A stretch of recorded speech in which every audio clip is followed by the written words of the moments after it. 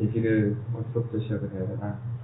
원 부분 얘기했던 거에서 거기서 아마 한니발 전쟁 전까지 제가 주로 얘기를 했었던 것 같고요. 한니발 전쟁 원이 내용이 그거였어요. 이탈리아 반도 다 통일하는 과정이 원이었고, 두 번째 건이 뭘로 나왔느냐면 한니발 전쟁이 나오는데, 한니발 전쟁이 진짜 집을 부려야 되나 봐요. 이태리 반도 바로 앞에 시칠리아가 있어. 누굴 주더라고요?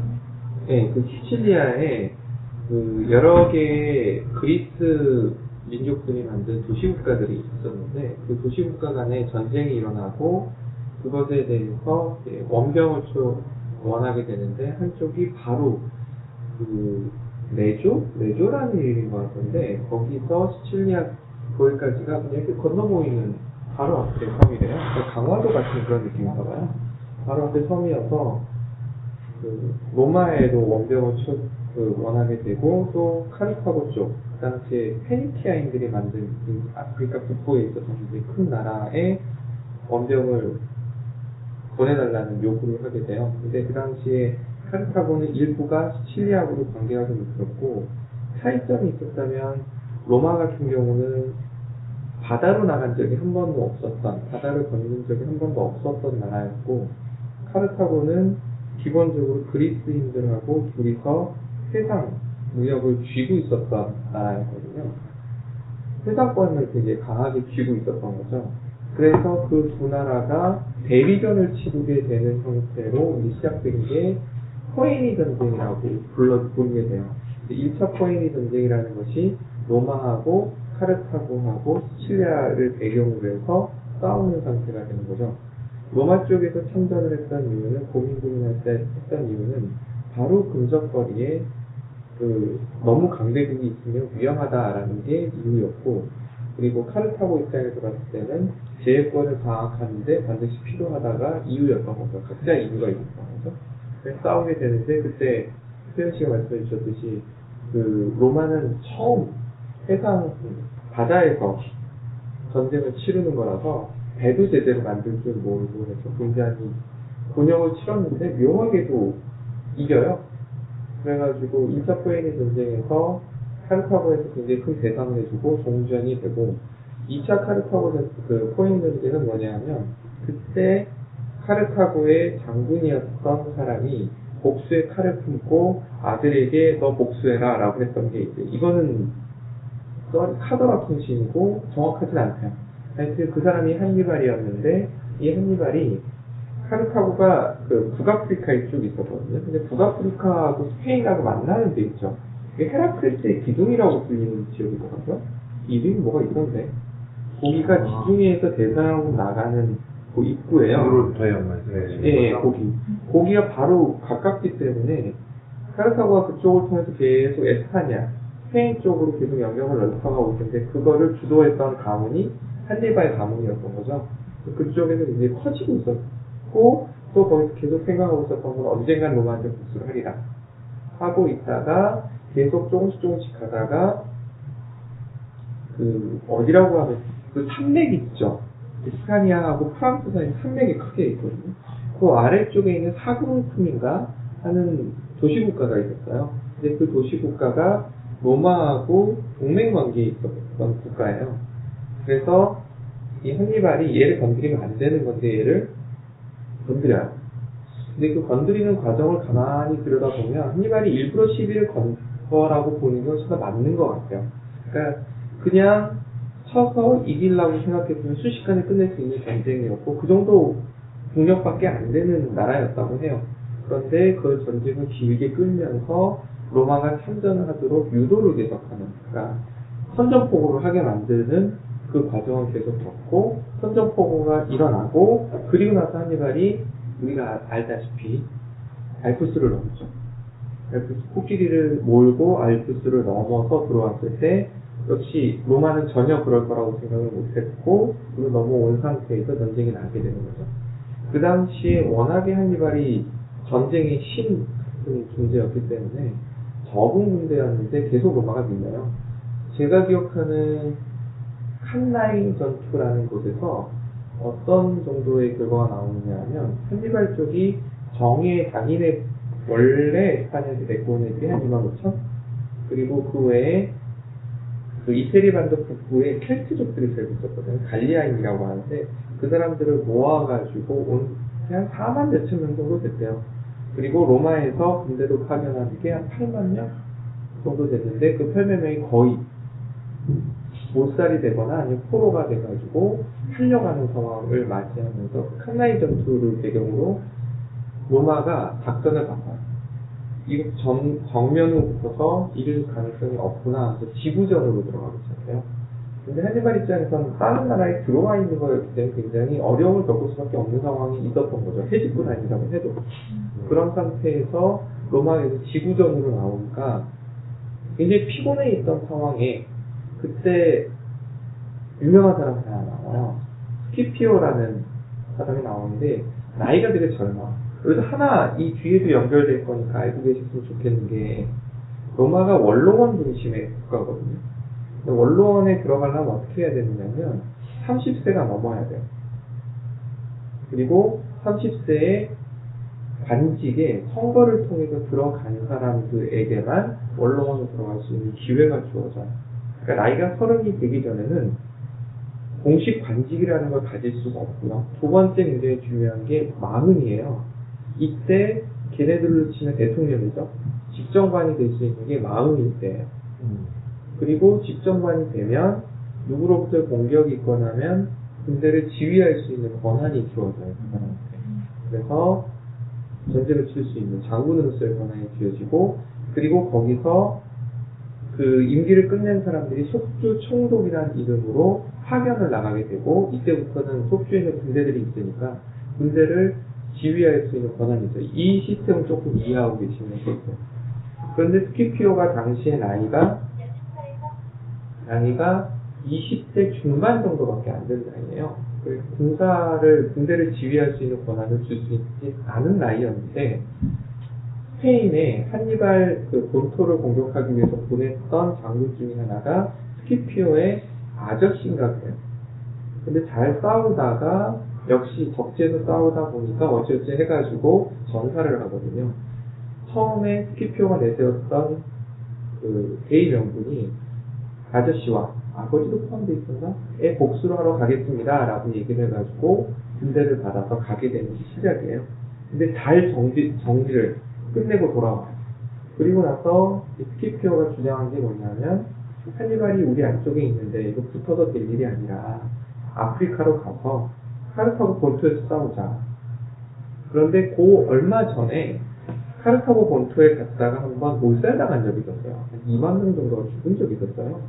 그래가지고 그거에 대해서 원로원이 허락을 안 하는 거를 온갖 편법을 써가지고 결국은 아프리카로 넘어가서 갑자기 또 이름이가 그 지명이 아프리카의 뭔 지명이에요. 거기서 한니발하고 붙어요. 한니발이 결국은 돌아올 수밖에 없게 되고 거기서 1대1로 붙었는데 당시에 스키피오가 한니발이 썼던 전략을 전술이 있었을 거 아니에요. 그대로 답습을 해서 한니발이 이겨버려요. 그러면서 한니발이 패전하고 도망치고 그리고 한니발은 결국은 이제 로마하고 싸면 안 된다. 로마 제에서 이길 수 없는 애다. 라고 얘기를 해요. 여기서 하나 꼭 이 뒤에 얘기 나오는 거니까 한번 연결을 시켜서 말씀드리면 로마가 처음 시작할 때 도시국가로 시작했거든요. 그래서 이탈리아를 정복해 나갈 때 결국은 다른 민족들, 다른 애들이 이렇게 규합을 한 거잖아요. 한니발이 처음에 이태리 반도로 들어갈 때 뭘 기대해 있었느냐 하면 로마가 일종의 지방 분권 안에 있는 나라였기 때문에 자기네들이 휘젓고 다니면 이 동맹국들이 이탈할 거라고 예측을 했는데 이탈자가 별로 없었던 거예요. 그러면서 한니발이 원래 계획했던 게 완전히 무산이 됐었거든요. 그걸 보고 한니발이 생각했던 건 로마는 이길 수 없다 라고 결론을 지어버려요. 그러면서 2차 푸에니 전쟁이 끝나요. 그래서 대상금을 지불하고 끝나요. 3차 푸에니 전쟁은 사실은 안 일어나도 되는 건데 일어났다라고 얘기들을 해요. 그거는 로마의 정복력이었다라고 얘기하는데 저는 그거 어느 정도 공감을 하고 그러면서 카르타고라는 도시로부터 시작했으니까 그 도시를 완전히 뭉개버리고요. 3년 동안 저항을 했다고 그러더라고요. 공성전을 했었다고 그러는데 문을 완전히 밀어버리고 소금 뿌리고서 사람이 살 수 없는 곳으로 만들었대요. 그리고 카르타고에 살던 사람들을 다 노예화시키진 않았나봐요. 전부 다 뿔뿔이 터트리면서 카르타고라는 나라 자체를 없애버려요. 그게 아마도 한니발에 대한 이 로마인들의 적개심이 너무 커져서 생긴 현상이 아닐까 싶은 정도의 상황이 있었어요. 이게 무슨 결과로 가져오느냐 하면 로마가 갑자기 커져. 에스파니아 다 먹었죠? 그리고 아프리카 다 가진 거가 돼버린 거죠. 그리고 그리스 쪽에서도 문제 있을 때마다 워낙 강대국이 됐으니까 도와주는 형태로 갔다가 어떻게 하다 보니까 땅이 계속 커지는 형태가 돼버린 거예요. 초강대국이 됐는데 이제 그때 문제가 생기는 거죠. 너무 땅이 커지니까 경제적으로 그 문제가 생겼대요. 카르타고가 워낙에 농사를 잘 지었대요. 근데 로마는 군사국가가 아니라 농경국가였거든요.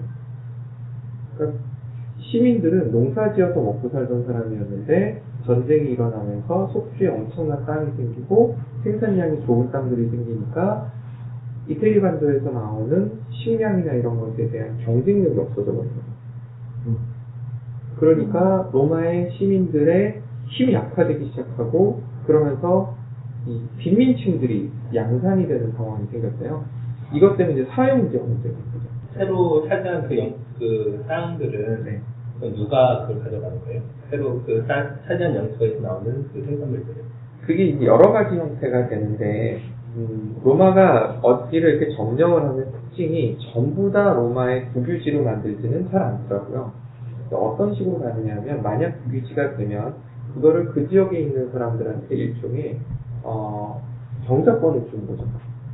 그리고 경작을 한 것에 대해서 일종의 도지세 이런 형태로 돈을 받아요.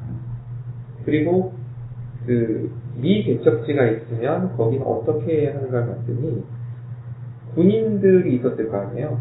근데 이게 이것도 좀 굉장히 중요한 요소가 되는데 시민병 제도라는 건 전쟁이 있을 때 병사가 됐다가 전쟁이 끝나면은 그냥 돌아가면 되는데 문제는 이 사람들이 대체로 재정적으로 좀 어려운 사람들이 많았던 거예요. 그래서 이 사람들을 위해서 땅을 할애하기로 했었어요.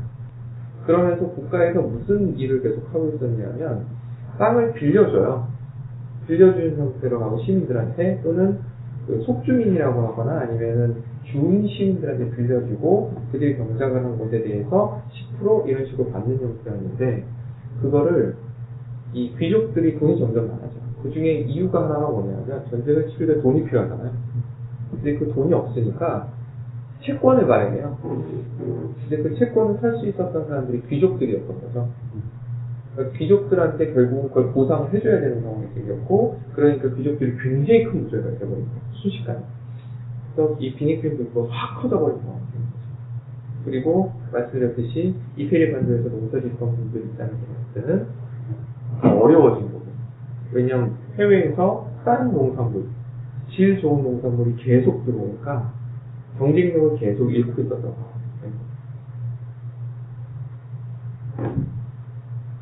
이해가 되는 겁니다. 그런 상황이었어요. 그래서 빈익빈 불구가 커지고 사회 문제가 계속 커지고 있는 상황이었어요. 그런 상황에 전쟁은 계속 있었고 그때 이제 민중파라고 불리우는 사람이 나타나요. 그 사람이 그라쿠스 형제라는 이 사람은 귀족이거든요.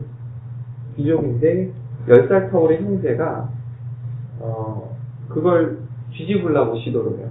농지를 정말 어려운 사람에게 가야 되고 귀족들이 그 임대받은 농지를 또 이렇게 뒷돈 주고서 걷어들이고 하다 보니까 이 시민들이 계속 거지가 돼서 로마 시내로 계속 밀려드는 거죠. 그러면서 사회 분위기가 안 좋아지니까 그걸 해결해야 된다. 근데 기득권 층에서 그거 안 내놓으려고 하니까 그거를 억지로 끄집어내려고 했던 게 그라쿠스 형제의 개혁이라는 것이 시도를 했는데 둘 다 기득권들한테 맞아 죽어요. 쉽게 맞아 죽으면서 상황이 해결이 안 돼요. 그러다 등장한 사람이 마리우스라는 사람이 있어요. 이 사람 평민 출신인데 군대에서 재능을 발휘하면서 장군이 된 케이스예요. 이 사람이 무슨 제도를 만드냐고 그 당시에는 전쟁이 일어나면 병사들을 그때그때 모았었거든요.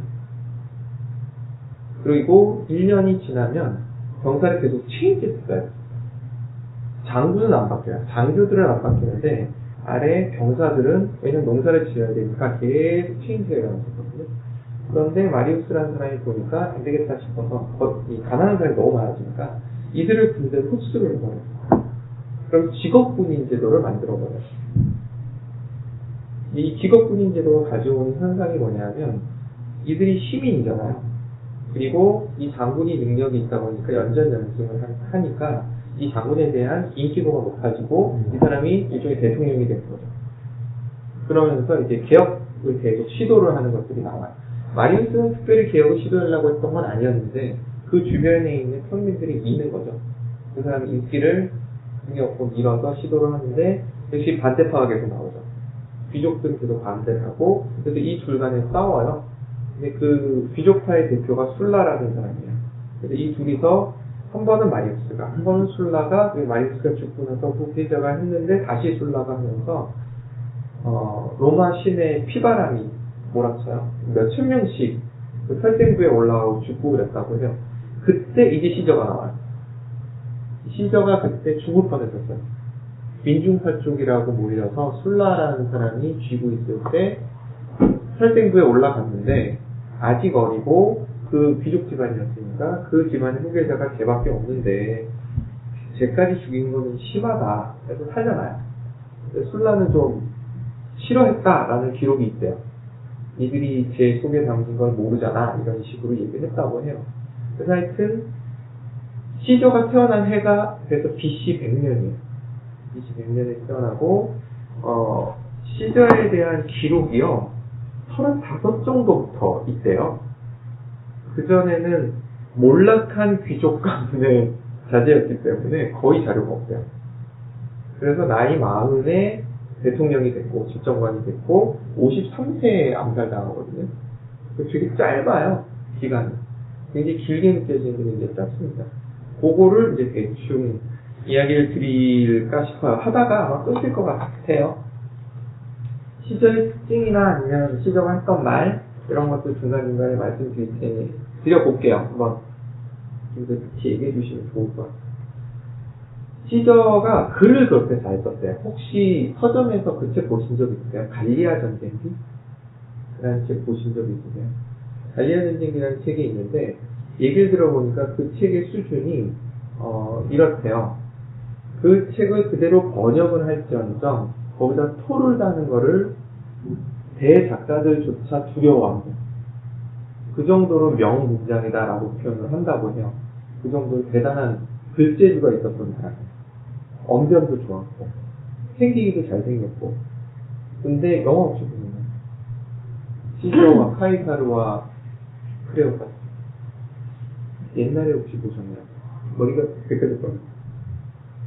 시저가 나이가 들면서 그게 굉장히 컴플렉스였어요.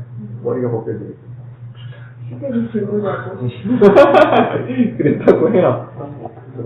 여자들한테 인기가 굉장히 좋았고요. 하여튼 그랬다고 해요. 여기 이제 그 책을 좀 따라가 볼게요. 로마 애들의 교육 시스템에 대한 이야기도 좀 나와요. 걔네들이 아침에 일찍 일어나서 노예들이랑 같이 교육을 하는데, 공부를 하는데요. 그 집안에 노예들이 있을 거 아니에요? 그 노예들이랑 같이 이렇게 모여서 선생님이 와서 가르쳤다고 해요. 그랬던 이유에 대한 게 걔네들이 현실적인 이유였어요. 이 귀족이 나이가 들어 성장을 해서 정계에서 활동하긴 할 때 누군가 이렇게 서포트를 해줘야 되잖아요. 그 개인 비서 역할을 해줘야 되기 때문에 노예들이 똑똑했어야 됐어요.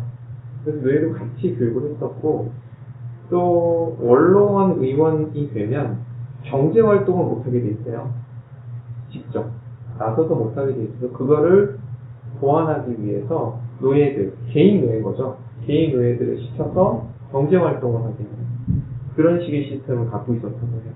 그러다 보니까 이런 가족 내의 노예들은 노예라는 느낌보다는 그냥 한 가족 느낌이 강했고 그리고 이 노예들이 성장을 해서 굉장히 고마울 때는 해방을 시켜준대요.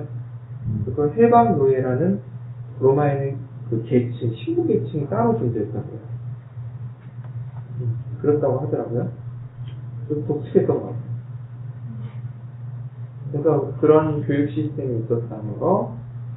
하여튼 그리고 말씀드렸듯이 카이사르가 그 술라라는 사람 때문에 살생부에 올라서 죽을 뻔했었는데 살아남게 되고, 그리고 유학도 갔었고, 유학 갔다가 삼촌이 어디서 속주 총독하고 있어서 가서 잠시 장교 생활도 하고, 이런 생활들을 계속 하다가 조금 술라가 일찍 죽거든요. 죽고 나서 돌아와서 변호사를 개업했었어요. 그 당시 변호사는 시험 쳐서 하는 건 아니고 그냥 나 변호사 할래요 하면 할 수 있었던 거래요. 변호사를 개업했는데 실패했다고 했어요. 그냥 그러니까 우리가 생각했을 때 40대 이후의 시절을 생각해보면 안 그럴 것 같은데 20대의 시절은 좀 유능한 사람이었다고 보기에는 조금 어렵지 않나라는 부분이 저는 보이더라고요. 개인적으로는 그랬어요. 그리고 그때 그런데 시비를 걸었던 그 피고 측이 원로원파, 그러니까 카이사르의 반대파였기 때문에 잠시 도망을 갈 수밖에 없었어요. 그럼 이 생명의 위협을 느끼면서 도망을 다시 갔다가 이제 돌아오게 되는데 시저가 굉장히 컴플렉스를 느꼈을 만한 상황을 이야기를 해주더라고요. 그 당시에 술라는 죽었고 로마에 3대 유력 인사가 있었어요. 한 사람이 폼페이니우스, 한 사람이 갑자기 생각나는 크라수스, 2명이었어요. 크라수스는 제가 어느 자료에서 봤는데 인류 역사상 부자 순위를 뽑은 게 있었어요. 100대 순위. 그래서 거기 보니까 그 이집트 왕국 파라오 순서가 이거더라고요. 근데 크라수스가 10위 안에 들어요. 역사적으로 10위 안에 들면 엄청 부자였더라고요. 그 크라수스가 있었고, 그리고 콤페니우스는 23살 때 군대를 이끌어요. 그만큼 유능했다는 거죠. 그리고 25살 때 개선식. 당시 로마에서 개선식을 하는 것은 그 로마 남자로서의 최고의 영예였다고 해요. 그건 했었고, 30세에는 총사령관도 되고, 뭘 했었냐면, 당시에 로마가 처음 해상으로 나가서 지중해 지역을 정복을 한 거죠. 우리 바다, 내해, 이렇게 표현을 했다고 해요. 쭉 둘러싸면서, 로마 땅이었기 때문에, 동맹국이나 땅이었기 때문에 그 표현을 하는데, 해적이 그렇게 많았어요. 근데 해적을 소탕하겠다고 군대를 요청한 게 1년인가? 2년이었는데, 90일만 인가? 끝냈대요, 작전을. 그 정도로 굉장히 유능한 장군이었던 것 같아요. 그 사람이 하고 나이 차이가 딱 6살이었어요. 그러니까 굉장히 컴플렉스를 느낄 만한 시저 입장에서 그런 입장이었던 것 같아요. 왜냐하면 콤페니우스가 30살이었으면 시저는 24살이었는데 그때 도망다니는 거죠.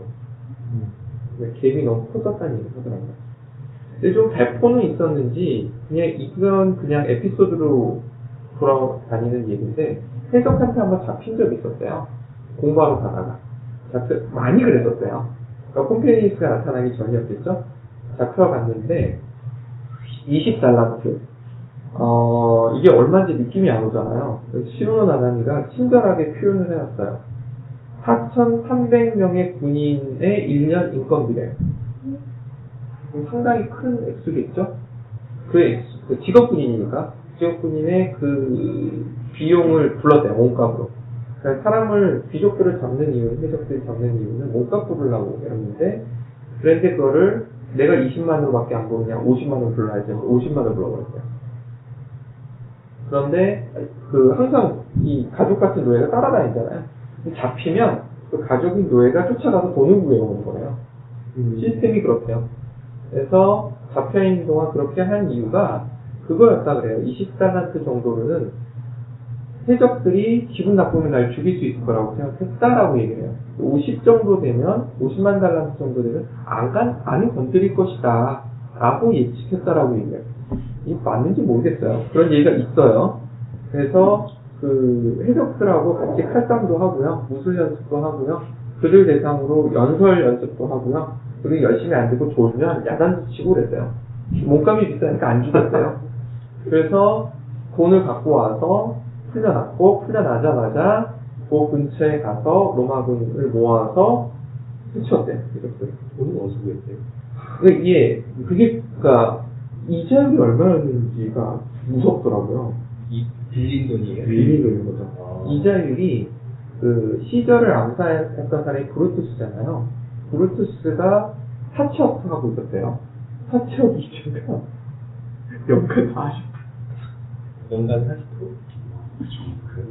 빌려주면 하죠. 요즘도 그 정도 그렇게 수천씩 쓴다는 세입금융권을. 네. 우리나라가 법으로 36%로 묶여있나요? 법적인 제2금융권은? 제3금융인가요? 그 정도를 물었던 것 같아요. 참고로 뒤에 이제 말씀드리겠지만 시저의 빚은 천문학적이었다라고 얘기를 해요. 갚을 수 없는 수준이었다라고. 몰락한 귀족이라고 해도 그 돈을 끌어올 수 있었다는 거는 뭔가 이유가 있었다는 얘기야. 그게 참 묘해요. 저도 그 부분에 대해서는 시저도 이 부분에 대한 자료가 안 남았어요. 안 남아 있어서 시험 아나리스는 계속 추정만 하거든요. 최대 채권자가 누구였냐? 아까 말씀드렸던 그 크라수스였거든요. 크라수스가 계속 빌려줘요. 빚이 빚을 부르는. 근데 제가 어느 정도 이해했던 건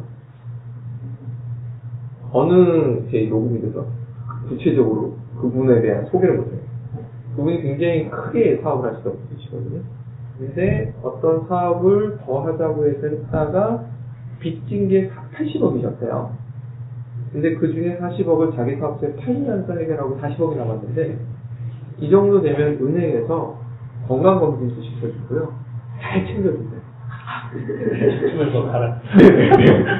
요 정도만 갚아라 하면서 이자도 그렇게 많이 안 부르고요. 그런 게 아니었을까. 세이버가? 그런 게 아닐까. 저도 그분이 도망다니는 귀족한테 누가 뭘 믿고 그 돈을 빌려줘요?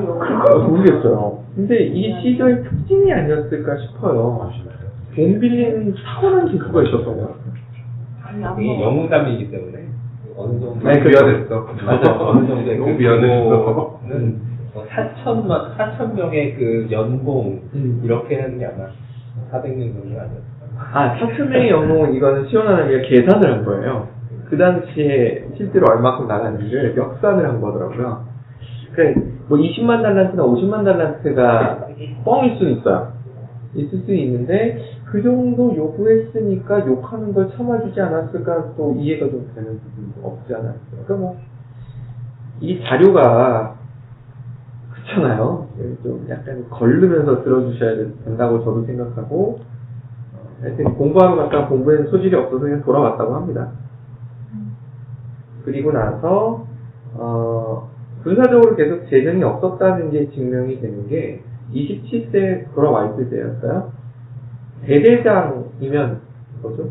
어떻게 되죠? 대대장이면 대령 정도 되죠. 그거를 그 당시에는 투표로 뽑았대요. 한 부대가 6,000명 정도 되는데 거기 대대장이 한 20명 된대요.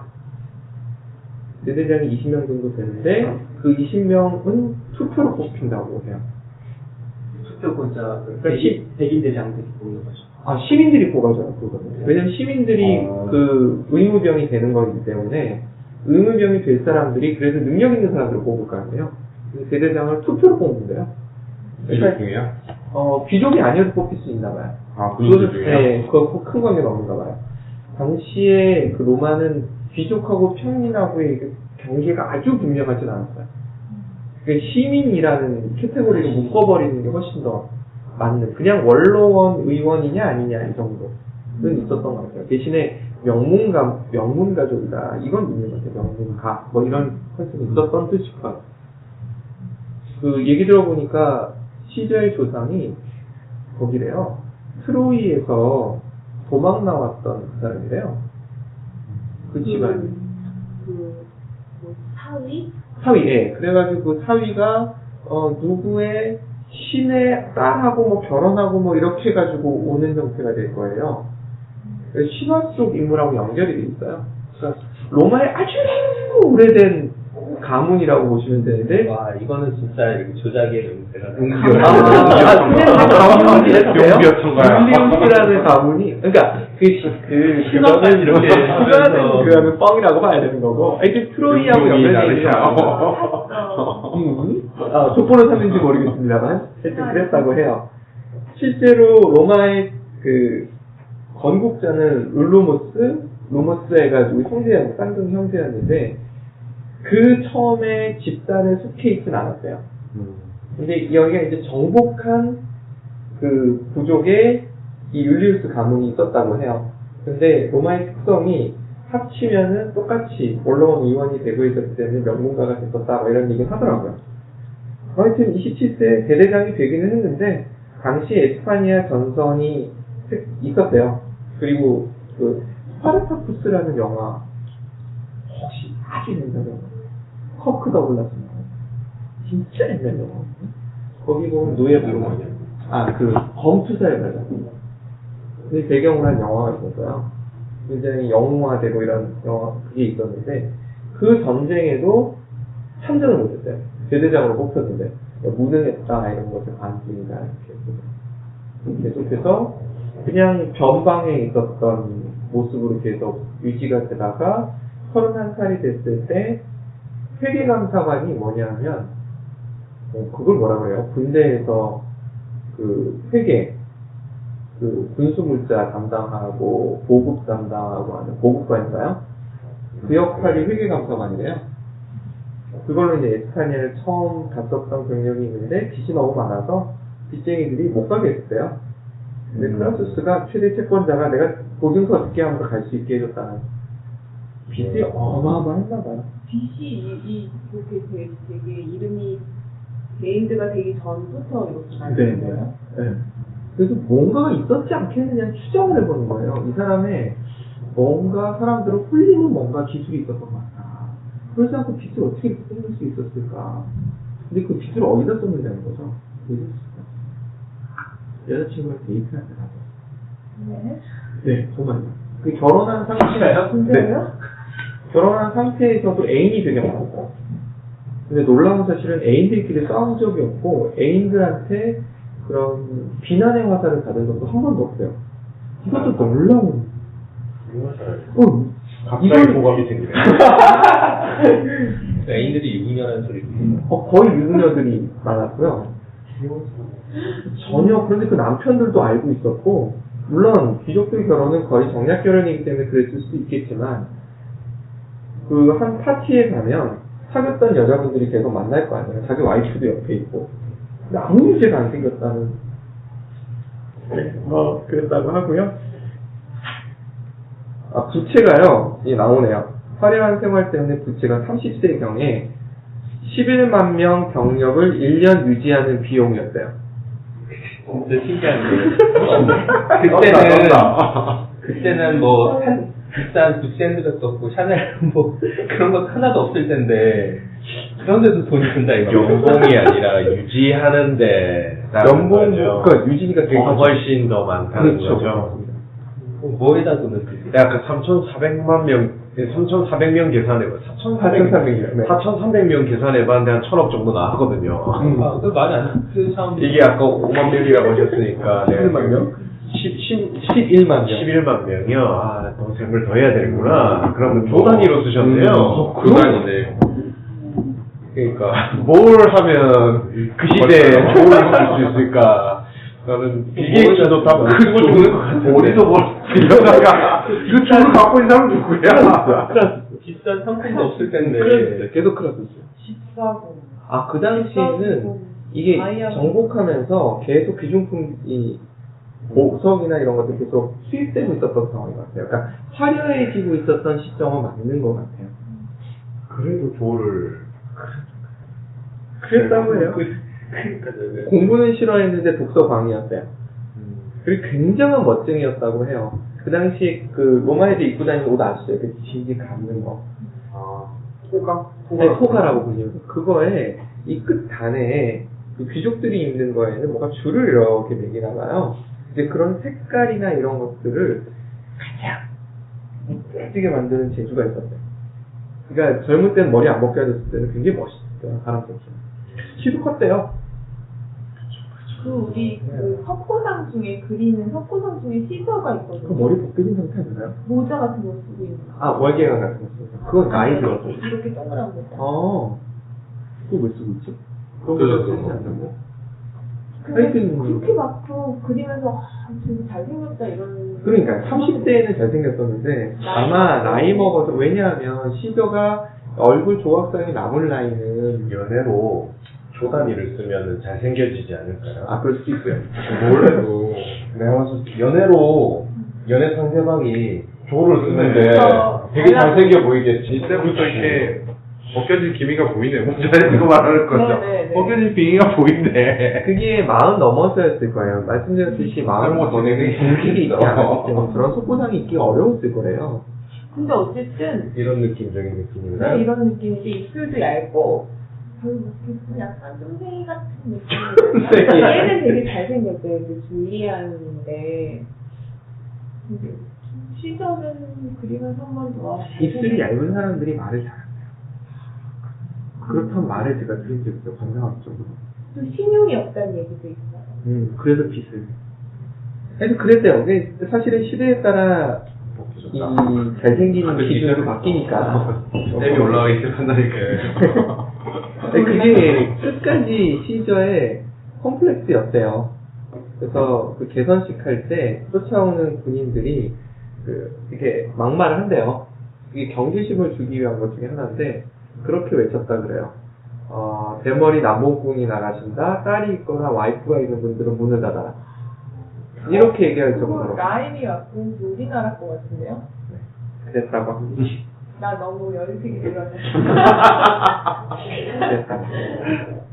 그래서 최초의 관직에 들어선 게 BC 100년이었으니까 BC 63년이에요. 최초의 그 제대로 된 관직당 관직을 얻는 게 최고 제사장이라는 관직을 잡아요. 그 당시에 로마가 갖고 있었던 관직은 전부 다 1년이거든요. 근데 이 최고 제사장만은 죽을 때까지. 아마도 예측하기로는 종교의 위력을 알았던 것이 아닐까라는 추정도 해보고요. 그래서 평생에 가질 수 있는 어떤 그 관직을 얻는 것에 신경을 썼던 것으로 추정을 해봐요. 왜냐하면 특별한 이것도 투표인데 조금 다른 형태의 투표예요.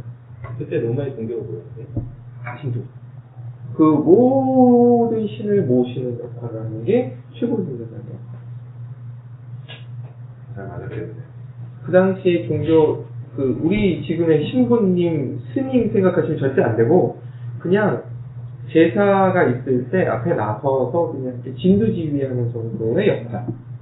보통 그 동네는 그리스 로마 시대 그 신화의 신 한 명을 이렇게 모시잖아요. 뭐 집안마다 아테네, 모시는 신이 달랐어요. 그러니까 어떤 도시는 뭐 아테네를 모신다든가 이렇게 비너스를 모신다든가 이렇게 뭐 신이 다르죠. 다 있잖아요. 네, 근데 로마는 그런 특정 신이 아니라 다 모셔요.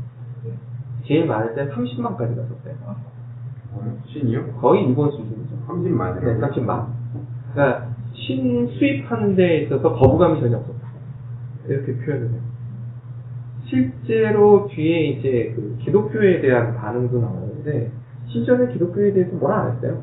왜냐면 또 하나의 종교로 생각했을 뿐이지 특별히 그거에 대해서 뭐 이상하게 생각 안 했어요. 단 그거는 신경 썼어요. 갈리아를 들어갔을 때 인신 공양하는 종교들은 밀어냈어요. 그거는 사회적 불안감을 조성한다라는 이유로 밀어냈다고 해요. 걔네들이 영국 가서 만든 게 스톤헤지잖아요. 그 드루이드인가? 네, 드루이드요? 네. 걔네들이 그거라고 해요. 그래서 굉장히 많았고, 그 시저 집안에서 모시던 신은 비너스였어요. 아프로디테. 그런 것 같아. 그래서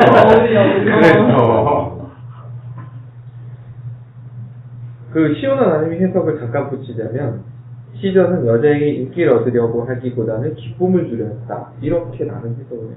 무슨 뜻인지 저는 모르겠어요. 조르바스러운. 네? 그리스인 좀 갔다고. 그게 이제 시온한 아님이 해석이에요. 시저가 했던 말은 아니고. 돈을 뿌리면서 기쁨을 추운 사람이는 뒤도 신적 빠잖아요. 시저바예요. 네. 시저바라는 걸 감안하시면서 들으셔야 돼요. 굉장한 시저바예요. 너무 신적 빠잖아요. 네, 엄청 시저바예요. 근데 그거에 대해서 제가 비난을 안 하기로 했던 이유가 역사학자들이 시저에 대해서는 로마가 나온 유일한 천재로 꼽더라고요. 그러니까 그만큼 천재성이 있었던 건 맞아요. 맞는 것 같아요. 여러 가지 상황을 보면 저도 영현님이랑 마찬가지로 이렇게 곱게 안 보거든요. 그리고 비틀면서 보는 스타일인데 아니 좋은 거라고 생각해요. 저도 이렇게 비틀면서 보는 스타일이라 열심히 비틀어 봤는데도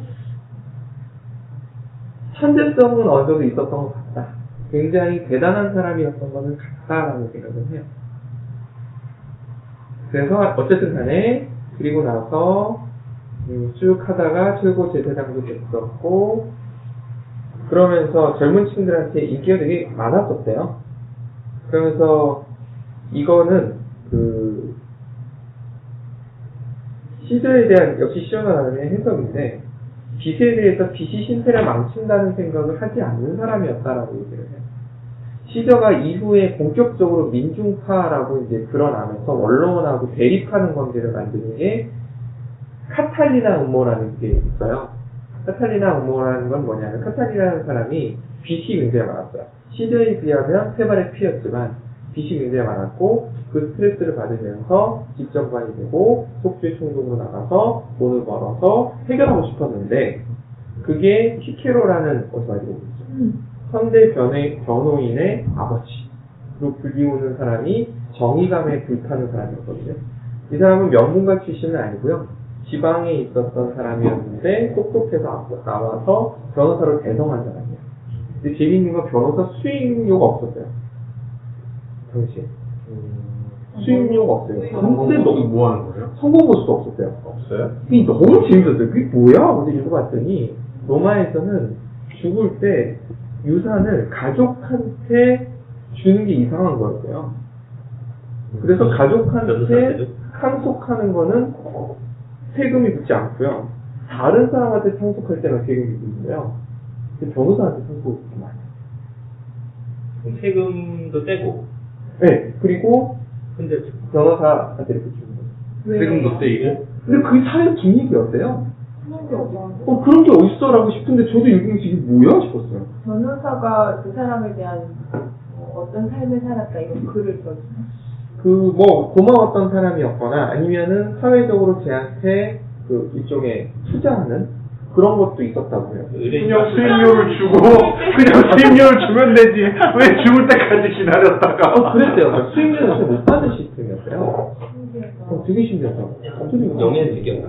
네, 그랬나봐요. 그러니까 이걸 통해서 정치인이 되기 위한 뭐 발판 같은 걸 진짜 인기를 얻는 맞습니다. 거. 그랬나봐요. 그러니까 오픈된 재판이었기 때문에 거기서 언변을 말 잘하면 네. 능력을 보여주면 그 사람이 인기를 얻게 되고 그럼 이제 관직에 출마했을 때 뽑힐 가능성이 높아지고 이러면서 승승장구할 수 있기 때문에 변호사를 했던 것 같아요. 근데 피케로가 그쪽 방면에서는 탁월했나봐요. 그리고 정의감에 불타는 사람이었고 그 로마의 체제에 대한 그 굉장한 열렬한 신봉자, 신참자라고 불리우거든요. 그러니까 전통적으로 로마의 귀족이나 아니면 뭐 유력 가문이 아니었고 새로 진입한 사람이었는데 그랬다고 해요. 피케로가 그런데 이 카탈리나를 딴지를 계속 건 거예요. 그래서 카탈리나가 화가 굉장히 많이 나 있어서 어떻게 해결을 해보고 싶었는데 그래서 음모론이 나오는데 있었느냐 없었느냐에 대해서는 논란이 좀 있나 봐요. 시오나나도 있었다 없었다에 대해서 두 가지 얘기를 다 하고 있는 것으로 봐서 잘 모르는가 봐요. 근데 진짜 중요했던 건 뭐냐면 여기서 키워드가 나오는 게 원로원의 입장이더라고요. 원로원이 한니발, 그러니까 포에니 전쟁 전에 그 원로원은 어떤 역할을 했었냐면 그냥 정책 자문위원회, 그러니까 집정관이 뭔가를 결정하고 집행할 때 자문위원으로서의 역할을 하는 거였는데 포에니 전쟁이 일어나고 너무 국가적인 위기 상황이 되니까 원로원이 정책 결정 기관이 되버린 거죠. 바뀐 거예요, 입장이. 그러면서 생겼던 가장 큰 권한이 뭐냐면 원로원 최종 권고라는 게 생겼어요. 그전엔 그런 게 없었어요. 원로원이 사형 이런 걸 할 수가 없었어요. 국가의 적 이런 걸 할 수가 없었는데 후웨이 전쟁 이후에 국가의 적으로 지명할 수 있는 상황이 있다고 해요. 그게 원로원 최종 권고였는데 시저는 이게 위험하다고 생각하고 이 제도를 계속 폐지하려고 노력해요. 그래서 카탈리나 음모라는 게 있었을 때 히케로를 중심으로 한 원로원에선 원로원 최종 권고를 발동을 해서 그 카탈리나를 재판 없이, 무조건 재판을 해야 되는데 재판 없이 직결처럼 하는 걸 시저가 계속 방어하려고 했었거든요. 그 사람이 잘못 안 했다는 게 아니라 그래도 재판을 받을 권리는 줘야 되지 않겠냐. 근데 히케로 쪽에선 말도 안 되는 소리 하지 마. 그리고 또 한 명 돕던 사람이 카토라는 사람이 있어요. 예전에 우리나라에 무슨 법안 통과하려고 했을 때 마이크 잡고 안 내려왔던 국회의원이죠. 필리버스터 하는 거야? 필리버스터 하는 거야? 네. 김대중도 그런 적이 있거든요. 김영? 많이는 했죠. 그렇죠. 그 능력이 탁월한 사람이 카토였어요. 발언권이 주어지면 쉬지 않고 얘기하시, 하루 종일 얘기하시면 놀라운 능력을 가지고 있는 소유자였다고 해요. 어쨌든 그 사람들하고 이제 요 연설문은 나중에 기회 되시면 한번 읽어보세요. 성향들이 그대로 드러나서 너무 좋더라고요. 저는 읽으면서. 히케로 연설, 카이사르 연설, 그리고 카토 연설이 쭉 이어지는데 간단하게 제 느낌을 말씀드리면 시저는 이성에 호소하는 느낌이 강해요. 근데 키케로는 지금 변호사들이 그렇게 하잖아요. 배심원의 감정에 호소하잖아요. 그래서 두려움에 호소하고 저런 사람이 나돌아다니다가 너희 가족을 해치면 어떻게 되겠느냐는 이런 식의 호소를 계속 하고 카토도 그런 식으로 호소하고 읽어보면 아 현대 변호인들이 키케로의 후손이구나라는 느낌을 딱 받을 수 있는 그 문장이에요. 뭐 그거는 기회 되시면 뭐 읽어보시면 괜찮아요. 되게 인상적이었어요. 너무 길어서 제가 그거는 가지고 오지 못했어요. 아직 시작도 못했어요. 언제 천재가 되나요? 아직 연애 말고 어디에서 천재가 되나요? 제가 봤을 때는 그냥 공부하는데 천재예요. 돈 쓰고 연애하는 데만 천재인데 지금. 천재성이 하나 드러나는 게 뭐가 있냐면 그래서 에스파냐로 갔잖아요.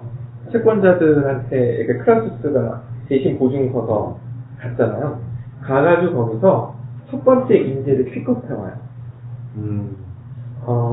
어떤 인재냐면 이 사람의 특징은 사람들하고 가서 협상 능력이 굉장히 좋아요. 발부스라는 사람인데 이 사람도 어디선가 뭐가 연결이 돼가지고 우리가 아는 사람이더라고요. 발음이 이 발음이 아니더라고요. 발부스라는 사람을 픽업해서 와요. 그러니까 시저 특징 중에 하나가 그건 것 같아요. 어디든 가서 자기한테 꼭 필요한 사람이다 싶으면 픽업해서 오더라고요. 근데 이 뒤에 발부스라는 사람이 수족처럼 쫓아다니면서 인편으로 해결해야 될 부분들을 계속 해결하는 역할을 하는 모습이 보여요. 이거는 그냥 시온 아님이가 했던 얘기인데 한번 들어보시고 공감이 되시면 아니면 야심과 허영을 구별을 했어요. 야심은 뭔가를 해내고 싶은 의지래요. 허영은 남한테 칭찬받고 싶은 소망이래요. 좀 느낌이 오시나요? 어떤 사람이 대하기 편할까요? 그런가 봐요. 그래서 이 키케로도 허영이 되게 많았거든요. 다루기가 쉬웠다라는 얘기를 하거든요. 야심이 많은 사람들은 권력력이 있대요. 정의감이 넘쳤다는데 그것도 허영이었다는 거예요? 기록으로. 그렇죠. 정의감이 넘쳤다. 정의감은 있었다. 근데 이 사람은 인기에 굉장히 집착하는 사람이었어요. 그러니까 사람들이 날 어떻게 보는가에 대해서 굉장히 관심이 많았던 사람이더라고요. 죽을 때까지. 결국은 칼에 죽거든요. 자연사는 아니고요. 첫 번째 천재성이 나타나는 게 우리 세계사 시간에 배웠던 거 나와요. 3두 정치. 1차 3두 정치가 나옵니다. 지금까지 쭉 시저 따라와 보셔서 아시겠지만 시저가 전혀 인기는 있었지만 정치적 기반도 약했고 아무것도 없었던 상황이에요. 그런데 뭔가 이제 해야겠다라는 생각이 드는데 너무 약하니까 그때 썼던 방법이 그 당시에 로마의 유력자 2명을 끌어들여요. 폼페니우스라는 사람과 아까 말씀드렸던 그리고 크라수스를 끌어들여서 삼두 정치를 합니다. 근데 시저가 청대였다라고 얘기할 수 있는 이유는 크라수스는 일단 돈을 많이 빌려줬다는 게 하나의 이유가 친했을 거 아니에요. 근데 크라우스가 조인한 이유는 폼페니우스 때문이었어요. 근데 폼페니우스한테 경쟁심을 가지고 있었어요. 부자인데 인기와 지지도는 폼페니우스가 너무 좋으니까 카이사르가 내가 지금 같이 이렇게 하는데 나는 서포트만 할 거고 두 분이 앞에 나섰으면 좋겠다라고 했을 때 크라수스의 허영심이 폼페니우스의 경쟁심이 작동하면서 삼두정치 조인됐다라는 말을 해요. 이건 여러분들이 해석해 보시면 돼요. 그냥 저는 있는 내용을 설명하고 들어보는 거예요. 폼페니우스는 어떤 상황이었느냐면 전쟁을 계속 치른 장군이잖아요. 그리고 약간 좋은 직업군인들이었는데 전쟁이 끝나고 나면 이들은 이제 퇴직을 하거든요. 자기 지지자들인 거잖아요. 근데 이들이 퇴직금을 뭔가 줬으면 좋겠는데 원로원에서 그걸 허가를 계속 안 해주고 있었던 상황이었어요. 그래서 부하들한테 뭔가 이게 면이 안 쓰고 있던 상황에 시저가 꼬신 거죠. 우리 그걸 해결해보자. 크라우스 돈 있거든? 해서 식민도시라고 표현하거든요. 식민시를 계속 만들어나가. 그러면서 그쪽으로 폼페니우스의 군인들을 계속 퇴직군인들을 배치시키는 형태를 같이 해나가자라는 것을 해요. 뭘 보시고요? 관리자로요? 네. 식민 도시의 새로 만들어요, 완전. 거기에 퇴직 군인들을 관리자 형태로. 관리자 형태가 아니라 그들이 결국은 로마 군인의 특징, 지금 우리나라 군인도 마찬가지지만 군대 하나 안에는 군의관도 당연히 있고요. 그렇잖아요. 군의관도 있고 그 안에 모든 것을 만들어내서 하나의 완전히 도시를 만들 수 있는 직업군들이 모여 있는 거예요. 그들이 이동하면 남자만 있다는 걸 제외하고는 자급자족 사회를 만들 수 있는 거죠. 군인들을 통해서. 네네. 그리고 또 그들 간에 위계 질서가 있었을 거 아니에요. 그래서 행정 시스템도 자동적으로 만들어지는 상황이었어요. 부족한 건 여자죠. 그래서 그 지역에 있었던 여자들과 결혼을 한대요. 이게 로마가 처음 시작할 때도 그랬거든요. 그게 계속 반복하는 느낌이에요. 그래서 현지인들하고 그냥 융화되게 만들어버렸다고 해요. 그리고 로마 입장에서 봤을 때는 퇴역군인이 있는 곳이잖아요. 그러니까 필요하면 예비군이잖아요, 얘네들이. 그 두 가지 효과를 다 노렸다는 거예요.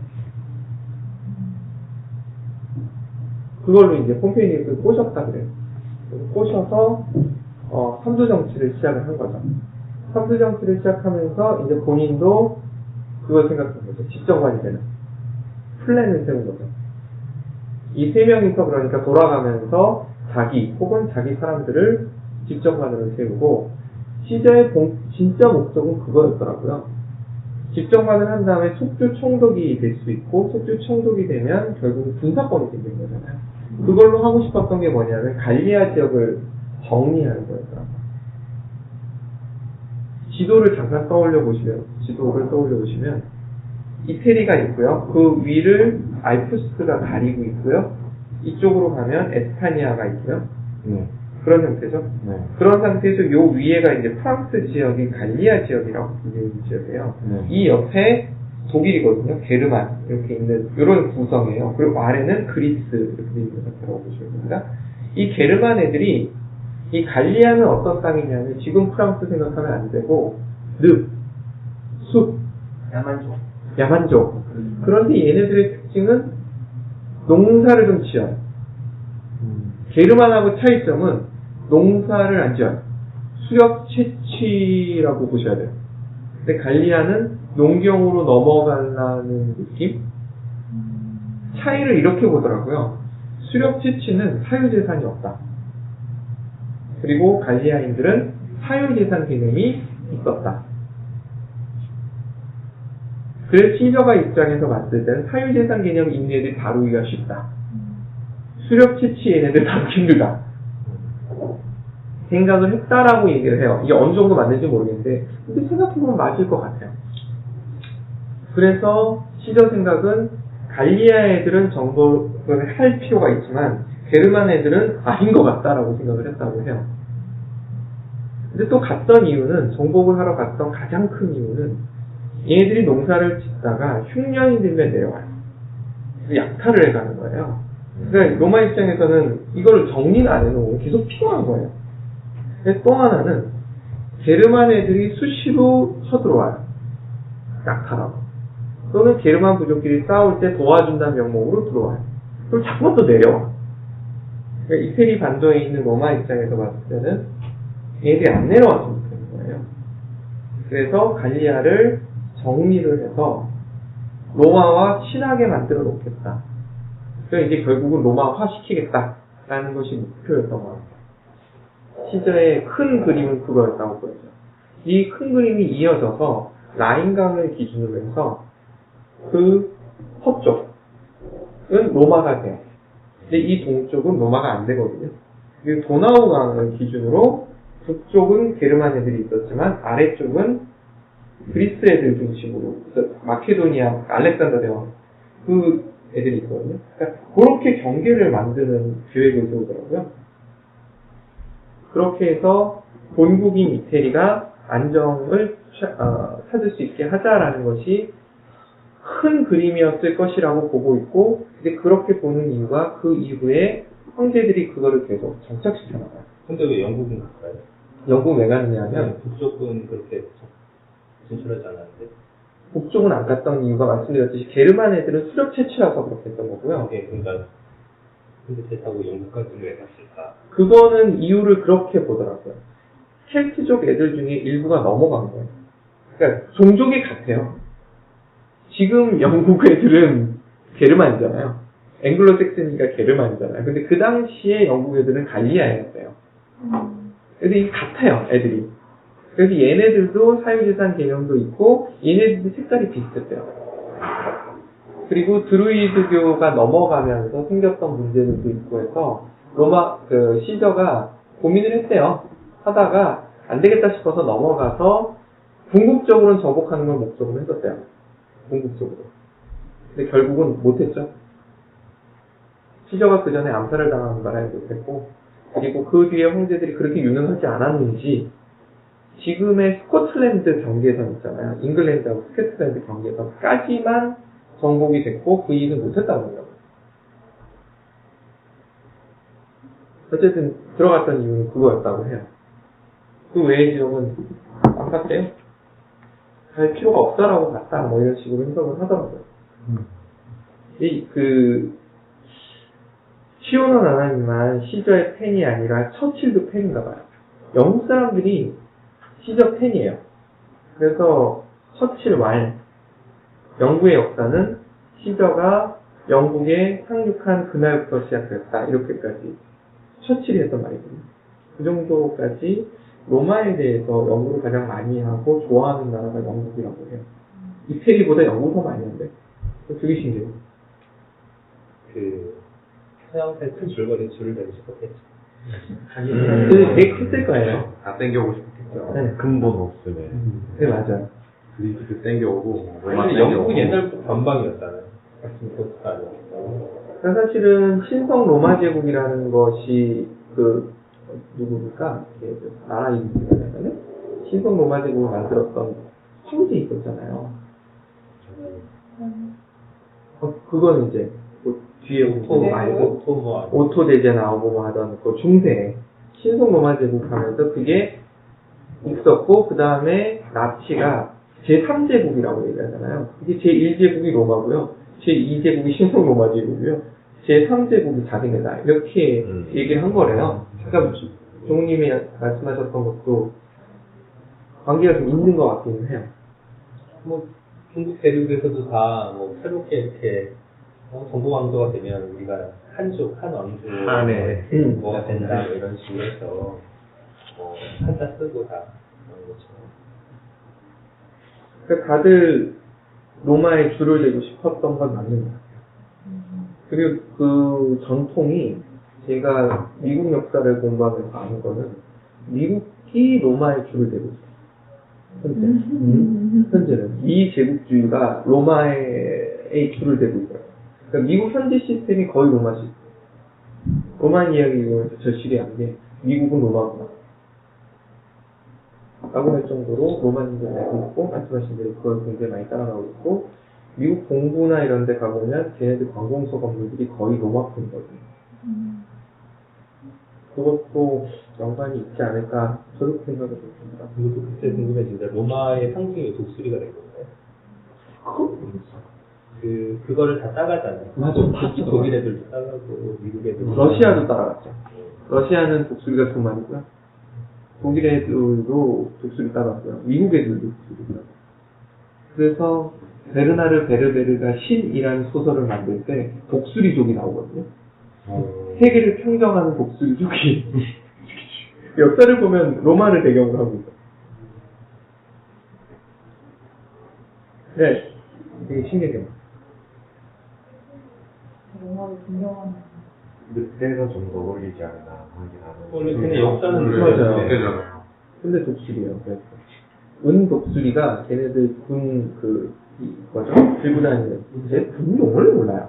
군대를 4주밖에 안 갔다 와가지고 그거 들고 다닐 때 항상 은 독수리를 항상 중시했고 했다고 해요. 근데 왜 독수리였는지는 모르겠어요. 그 얘기는 안 나오더라고요.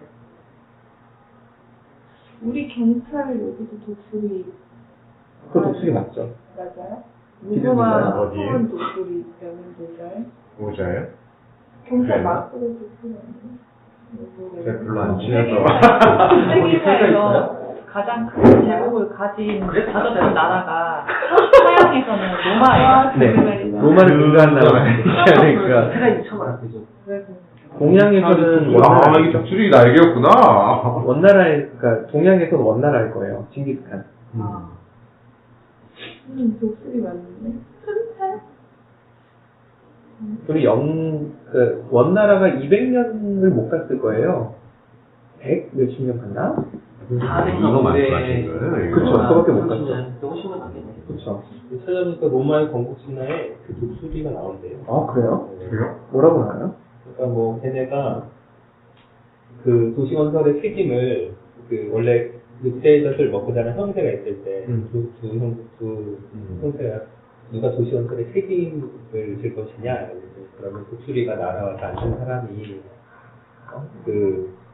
책임자로 하자, 뭐 이런 식의 선택을 가진 사람이라고 해서 무슨 독수리가 많이 날아다니는 언덕에서 점을 쳤다. 이런 해서 그 언덕을 중심으로 독수리가 많이 소식하는 언덕을 중심으로 도시가 건설되었다. 뭐 이런 내용을 쓴다네요. 네, 내년에 로마를 갈 계획인데, 그 지도를 한번 봤거든요. 그 7 언덕이 어느 정도 사이즈인지. 진짜 작더라고요. 지금 로마에 비하면, 그러니까 바티칸이 있잖아요. 바티칸이 예전 로마에서 강 건너에 있더라고요. 되게 작더라고요. 좀 그렇게 잡을 줄 몰랐어요. 세계사에서 서양사에서 로마만큼 오랫동안 지속된 나라가 없죠. 1000년을 갔으니까. 서로마만 1000년 보니까. 동로마까지 포함하면 1500년 이상 보니까. 인구도 인구는 그 뒤에 계속 늘어났기 때문에 뭐라고 얘기하기 힘든데, 시민권자가 몇 천만 명이었다라고 얘기하는 거 보면, 시민권자라는 것은 결국 남자들만 카운트한 거거든요. 그럼 거기에 추가되는 인원이 있었을 것이고, 거기에 노예가 있었을 것이고, 속주민이 있었을 것이고, 이러면은 인구는 억세가 넘지 않았을까라고 추정을 하는데, 왜냐면 인구조사에서 그런 애들은 빠지기 때문에 그건 모른다 그러더라고요. 어떤 세계사에서 한 나라의 강제안을 표시하는 지표가 그 영토의 크기와 몇 년 동안 지속됐는지 지속성이나 뭐 인구 혹은 뭐 금보화 이런 것들이 이제 국부론이 튀어나오는데, 이렇게 되면 그게 원래 국부론이 나오기 전까지 국가의 부의 척도였어요. 근데 국부론에서 아담 스미스가 그 전까지는 예를 들어서 농업 생산량이라든가 아니면은 그 왕이나 귀족이 갖고 있는 귀금속의 양으로 했었는데, 아담 스미스가 내세웠던 것은 국민들의 총 생필품 소비량이다 로 개념을 바꿔버렸다고 해요. 사실 그렇게 얘기하면 또 이게 또 어려워져요. 근데 그게 쉽은데. 갑자기 궁금해서 왜 전 세계의 나라들이 그렇게 로마의 줄을 내려고 하는지, 그게 정말 로마가 대단한 나라인지. 그 정도, 그 시절에 생각해보면, 그게 몇 가지 예가 있는데, 예를 들어서 지금 걔네들이 만들었던 수도교가 있어요. 물 지나가라고 하는데. 그 수도교를 중세시대의 악마의 달이라고 불렀어요. 저건 사람이 만들 수 없는 거야. 라고 할 정도로. 그러니까 기술도 그때가 피크를 쳤었나 봐요. 이렇게 표현을 하더라고요. 로마 시대의 이 이동 속도를 회복하기까지는 기차가 나올 때까지 기다렸어야 된다. 이렇게 표현을 하거든요. 그러니까 도로가 어느 수준이었느냐면 이 돌과 돌을 붙였을 거 아니에요. 그냥 시멘트가 없었기 때문에 붙였을 때 거의 모래가 들어갈 틈이 없을 정도였대요. 그래서 거기를 고무가 없었으니까 마차가 달릴 때 굉장히 빠른 속도로 달려도 진동이 거의 안 느껴질 정도로 달릴 수 있는 진짜 고속도로였어요. 그 길도 똑바르고 언덕이 좀 뚫고 그 알프스 산맥을 그렇게 뚫어서 지나갔어요. 그런 도로를 한 개가 아니고 4개인가를 뚫었다고 하더라고요. 그 흔적이 지금도 다 남아있어요. 현재 이태리 고속도로들이 거의 그걸 기반으로 만들었어요. 저는 국력이 나는 데서 그런 거는 로마가 저는 서양사 중심으로 세계가 이제 정리가 되면서 저는 과대평가되는 그런 것 같은데, 사실 개인적으로 단일적으로 딱 해버리면 뭐 로마 시대 그때 뭐 비슷한 시대 하면 중국에는 한나라죠. 한나라죠. 네, 한나라더라고요. 네, 고종도나 뭐 아니면 서기 뭐 하여튼 우리가 삼국 시대 이렇게 비교한다면 당나라나 이렇게 비교한다 그러면 저 볼 때는 중국이 훨씬 셌을 거거든요, 분명히. 비교가 안 되게. 과학 기술도 그렇고. 그게 미스테리인 게요. 한나라거든요. 한나라의 영역이 어느 정도 됐었느냐에 대해서 사람들이 이 말이 좀 많아요. 되게 작았다는 말이 있어요. 그러니까 지금 보면은 중국 강이 2개잖아요. 맨날 황하, 양쯔잖아요. 양쯔 이남은 야만인들이 사는 곳이지 거기 사람 사는 곳이 아니었다는 거거든요. 황하 일대 일부 지역만 사람이 살았다라고 표현을 하거든요. 기술적인 건 모르겠어요. 그거에 대해서는 지대사세 때 김동인 편에서 중국의 기술이 이 정도였어 라고 하는 거 들어보면 그럴 수 있다는 생각이 드는데, 정치 시스템 면에서 봤을 때는 로마가 어떻게 보면 더 앞서 있을 수도 있었지 않았을까? 라는 생각을 좀 해봐요. 그래서 그것도 정치 시스템도 사실 거기는 중국 같은 경우는 되게 오래전부터 중앙 집권제를 이름을 해버렸잖아요. 네. 근데 고려사 쪽에서는 누가 먼저 이제 중앙 집권제를 이룩해서 이제 영토를 확진시켜 나가냐 그런 걸 할 개념으로 이렇게 보는 것도 있잖아요. 그래서 보면 이제 사실 로마 제국은 이게 영토는 되게 크고 크지만 이게 지배력은 사실 끝까지 다 못 미치거든요. 거의 공권제 비슷하게 이런 식으로.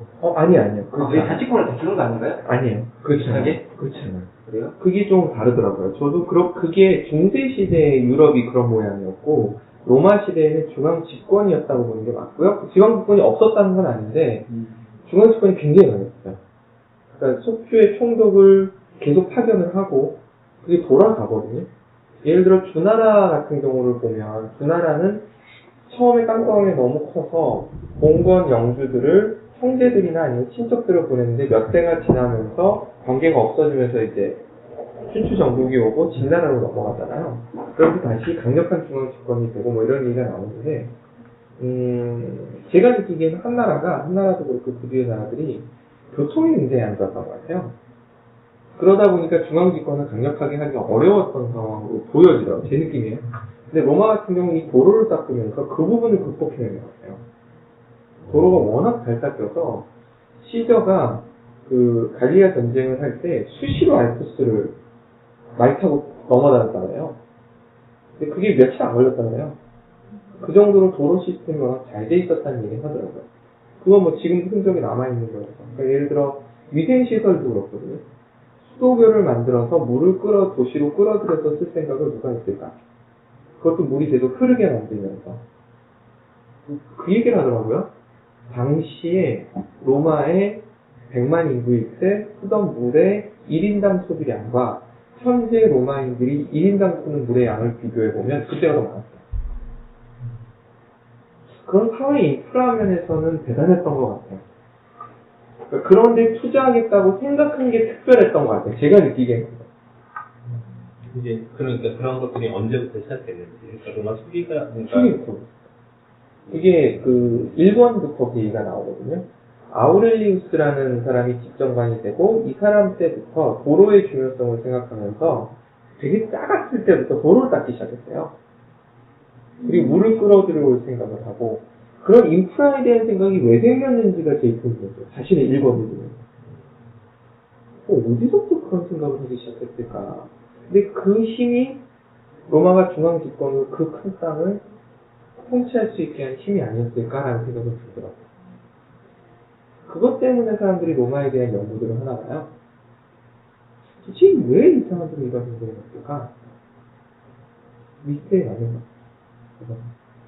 저도 궁금해요. 그 부분은 저도 답을 못 찾았어요. 첫 집정관이 됐을 때 제일 먼저 했던 것 중에 하나가 이거 재밌더라고요. 원로원 일보를 발간했어요. 신문 같은 일보면 일보. 하루마다. 네, 그러니까 매일 회의가 있진 않았으니까 회의가 있은 날 누가 무슨 말을 했고 누가 무슨 말을 했고 그 당시에는 회의를 할 때는 일반인들이 들어갈 수가 없었대요. 그래서 끝나고 나와서 사람이 해주는 얘기만 들을 수 있었다고 해요. 근데 시저가 그거를 다 필사하라 그래가지고 그걸 대작으로 붙였어요. 원래 그 전에 서기관이 없었어요. 서기관이 있었는데 이거를 그걸 공개를 안 했던 거예요. 근데 그걸 공개하기 시작했어요. 이유는 아시겠죠? 언론 의원들이 하도 헛소리들을 하니까 말을 통제하기 위해서 했다는 거예요. 그러니까 그러면서 이제 평민들이 볼 거 아니야, 시민들이. 뭐야, 저 언론 의원 쟤 뭐야? 그럼 이제 다음에 집정관 선거에 나왔을 때 당선이 안 될 가능성이 높아지잖아요. 그러니까 언론 프리를 언론 프리를 하기 위한 이걸 딱 보면서 제가 생각했던 건 우리 국회도 보내야겠다. 굉장히 좋은 방법이다. 이런 생각이 들더라고요. 방송하고 있잖아요. 안 받아 그렇다 아무도. 아무도 안 받아. 근데 일단은 방송을 하는 게 의미가 있는 것 같아요. 왜냐하면 그걸 방송을 한다는 것 자체가 옛날보다 시청률이 지난번에 언제 한 번은 엄청 높았던 게 그래요. 사건이 있을 때. 특정 인물이 나올 때. 이게 원로원 일보가 이게 나온 시점이 BC 59년이거든요. 우리나라에서 이 비슷한 게 만들어진 게 고려시대부터 실록을 썼다고 하니까 그 조선시대 승정원 일기 이런 게 나오는 거 보면 굉장히 앞섰던 것 같아요. 의미가 있었던 것 같아요. 그래서 또 했던 것이 이제 농지 개혁을 시도를 하는데 그라쿠스 형제는 그거 하다가 칼 맞아 죽었는데 이 사람이 이제 집정관 입장에서 하게 되는 거잖아요. 그래서 어느 정도 성공을 해가는 과정. 그러니까 민중파로 불리와요. 시절은. 계속해서. 그리고 콤페니우스도 이제 자기 팔로워들이 있으니까 인스타 팔로워들이 있으니까 이들을 위해서 계속해서 그들을 위한 정책을 할 수밖에 없었다. 것들은 이제 계속 진행을 하게 되는 것 같아요. 그리고 선동정치 맞아요. 앞에 이 단상에서 연설하고 뭐 이런 것들이 워낙 많았기 때문에 선동정치 맞아요. 말 잘해야 되는 거 맞는 것 같아요. 그래서 이제 딸을 자기보다 6살 많은 콤페니우스한테 시집 보내요. 정략 결혼이죠. 근데 사이가 좋았어요. 근데 여기에서 태어난 딸이 있고요. 애가 있고요. 거기에 아들인가가 카리큘라인가? 네로인가? 그래요. 그래서 정확하게 지금 족보가 기억이 안 나는데 그래요.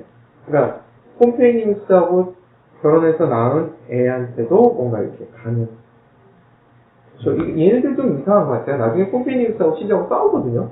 그래서 별로 중요하지 않은가 봐요. 얘네들. 그리고 나서 집정관 끝나고 나서 이제 조치를 취해놓고 갈리아로 가요. 갈리아는 아까 말씀드렸듯이 한 1200만 살고 있었어요. 되게 많죠. 되게 많은 것 같아요. 농지 조금, 숲, 늪. 날씨는 그럭저럭. 지금 프랑스 날씨 생각하시면 될 것 같고 큰 부족이 10개, 작은 부족이 100개. 이런 거를 갈리아 전쟁에 다 적어놨어요. 이 얘기가 다 보면. 그렇게 해도 국가 단위가 아닌데 1200만 좀 많은 것 같은데. 굉장히 많죠. 예. 근데 대충 그 정도, 그러니까 다 합쳐서 네네네. 그러니까 프랑스하고 지금의 독일 라인강 서쪽. 근데 그걸 어떻게 돼요? 그리스?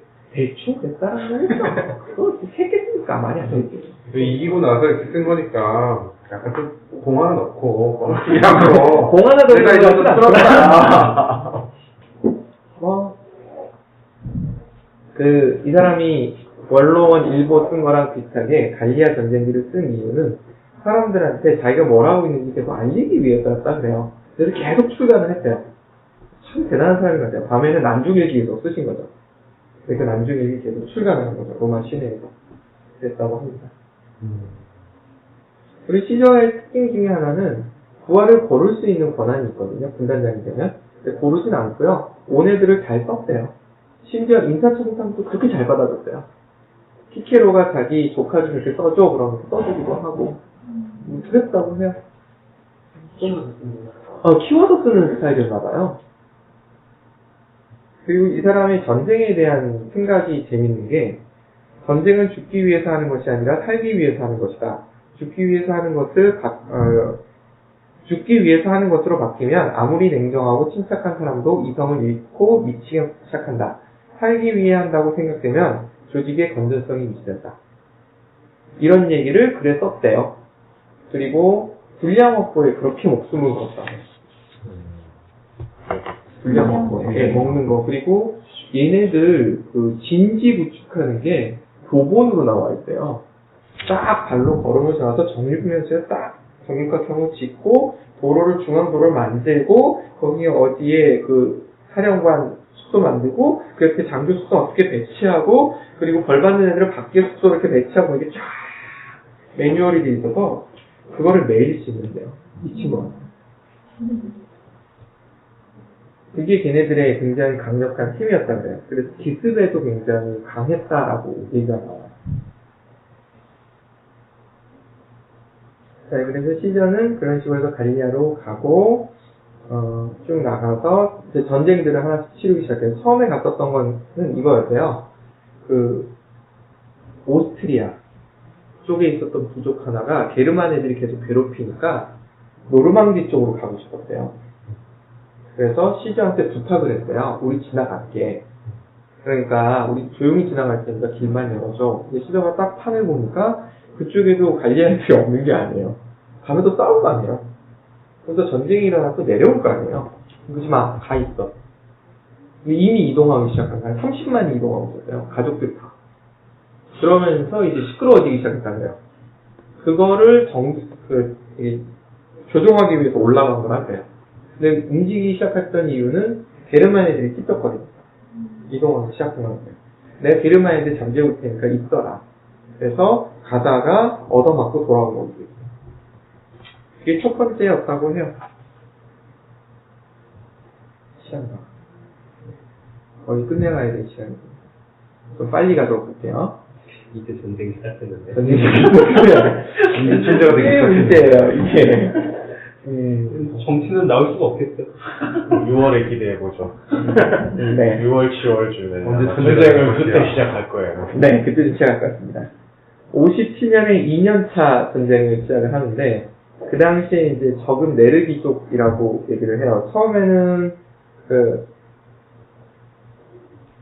협상을 할 것처럼 했대요. 그래서 협상을 한다고 생각을 했는데 기습을 했대요. 로마 애들 특징 중에 하나가 협상을 하고 예를 들어 뒤통수만 치지 않으면 냅두는 전쟁을 했더라고요. 근데 첫 번째 전쟁을 같이 하는 거에 대해서는 별로 문제치 않지 않은데요. 어쨌든 기습에 대처를 해서 다행히도 별 큰 문제는 없었는데 이거 그대로 적혀있는 거니까 역시 뻥이라고 생각하셔도 돼요. 남자 6만 명 중에 600명만 생존을 했고요. 유력자 600명 중에 3명만 생존을 했어요. 그쪽이. 네르비족이. 그러니까 거의 몰살을 당해버린 거죠. 몰살을 당하고 나니까 네르비족이 그 당시에 굉장히 큰 부족 10개 중에 하나였는데 쪼그라졌을 거 아니에요. 옆에 애들이 찝쩍거릴 수 있을 거 아니에요. 찝쩍거리지 마까지 해놨어요. 찝쩍거리면 내가 가서 널 때려준다? 뭐 이렇게 했나봐요, 시저가. 그러니까 시저의 생각이 그래요. 전쟁을 일으킨 것 자체는 죄가 되지 않는다. 그리고 적을 용서하는 것은 용서받을 자격이 있어서가 아니라 그냥 방식이다. 근데 이게 시저만의 방식은 아니고 로마가 좀 그랬어요. 전쟁에서 처음에 싸울 수 있어. 그 다음에 한니발도 사실은 그거거든요. 평화협상을 해놓고 뚫고 쳐들어왔기 때문에 문제가 됐던 거거든요. 그럴 때는 거의 쓸어버리는 게 로마식 스타일인 것 같아요. 두 번째 이제 전투도 이제 투키족, 발음도 어려워요. 공성전을 준비하고 있었어요. 걔네들이 사쿠이스 정도는 굉장히, 걔네들이 바지 입고 다녔다는 거 아시죠? 로마 애들이 치마 입고 다녔거든요, 남자들도. 근데 그 갈리아 애들은 바지 입고 다녔어요. 그쪽으로 기술이 훨씬 더 좋았던 것 같아요. 공성전을 준비하고 있는데 항복을 했대요. 항복하는 거 알고 이제 있었는데, 애들이 또 배신을 때려서, 그 경우에는 어떻게 했느냐면, 4,000명을 죽였어요. 그리고 55,000명을 노예화 시켰어요. 이게 그거예요. 안 싸우기로 해놓고 싸웠기 때문에 노예화. 55,000명의 노예가 생긴 거예요. 그런 경우들이 있었다고요. 그러니까 로마인에 대한 것들이 뭐가 있냐면은 이런 거예요. 로마인은 약속을 중요시한다. 그 이유는 로마인은 다신교를 믿으니까 신과의 계약이 아니라 인간끼리의 계약이라는 거예요.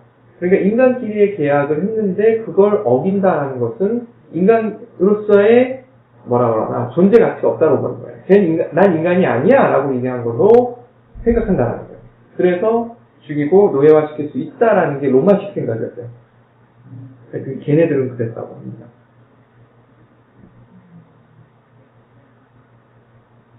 매뉴얼이 확실한 거라든지 인간끼리의 계약을 확실히 한다라는 거라든지 이런 게 되게 서구 쪽의 사고 방식들이 많이 그런 것 같아요. 이게 지금까지도 있던 거고 남북처럼 올라가고 그러고 다니면서 야만 족들한테는 너네는 약속을 안 지켜서 얘기하는 게 뭐 뭐라 갖다 붙이는 거지 뭐. 갖다 대는 자체가 다른 것 같아요. 근데 로마가 처음부터 끝까지 했던 것 중에 하나가 정복을 한 다음에 그들을 노예화시킨 경우가 그렇게 많다. 그죠. 노예화시킨 경우는 잘 없어요. 시키고. 속주를 시키거나 아주 초기에는 그쪽 유력자들을 원로원 의원으로 데리고 오고 이럴 정도였기 때문에, 그리고 실제로 시전은 전쟁 끝난 다음에 갈리아의 유력자들한테, 부족장들한테 원로원 자격, 의원을 줘요. 그런 식으로 이렇게 포용하는 정책을 굉장히 많이 써요. 로마가 처음부터 끝까지 그런 거 굉장히 많이 했던 것 같아요. 재밌는 거는 로마에서 아까 말씀드렸듯이 노예들이 똑똑한 애들은 당연히 해방노예가 돼요. 또는 교사나 아니면 의사들한테는 아예 시민권을 줘요. 노예였더라도. 시민권을 줘버려요, 나중에. 그런 식으로 하면서 노예들이 시민이 되는 경우들이 되게 많아요. 그러니까 노예 숫자는 줄고 있었다고 보는 것이 맞는 거예요.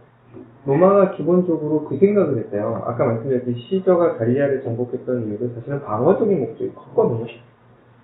그러니까 어디를 정복할 때 처음부터 정복을 위해서 정복한 경우가 도리어 시저 이후엔 거의 없다고 얘기를 해요.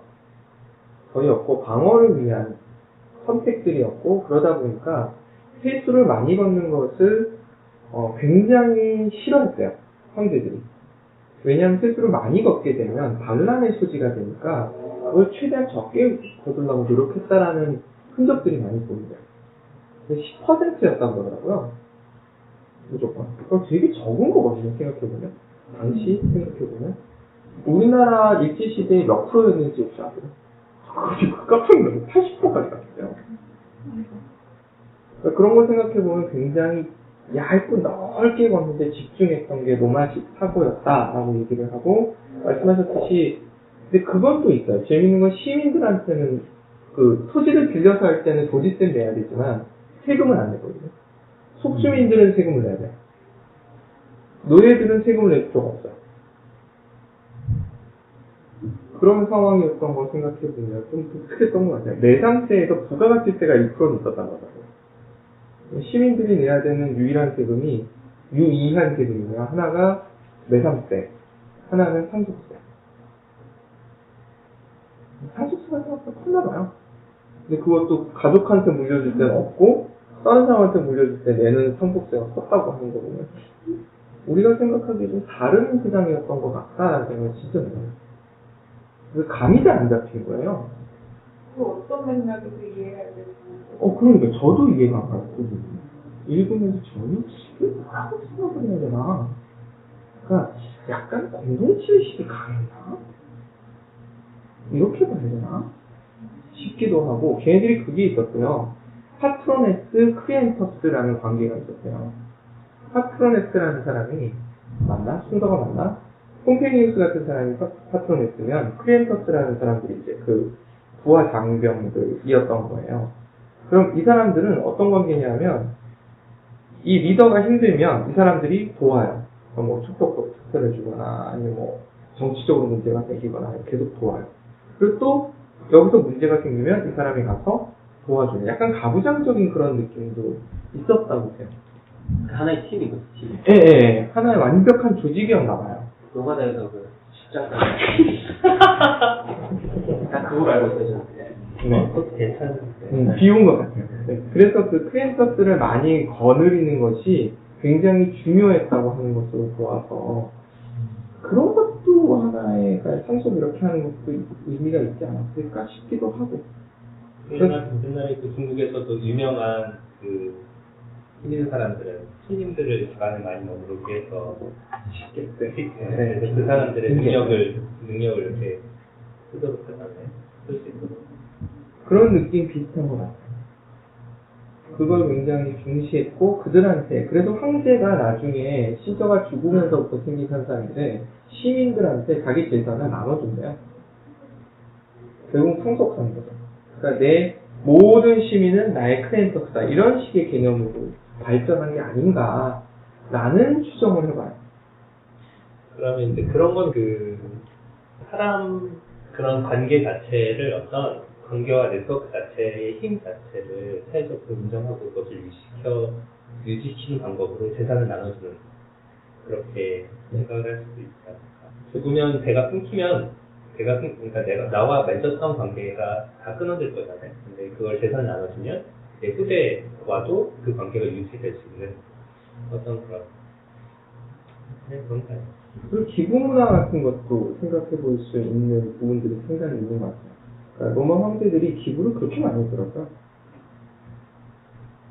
어디다 그러니까 빈민구제라든가 그런 단체들이 있으면 그런 단체를 만들기도 했어요.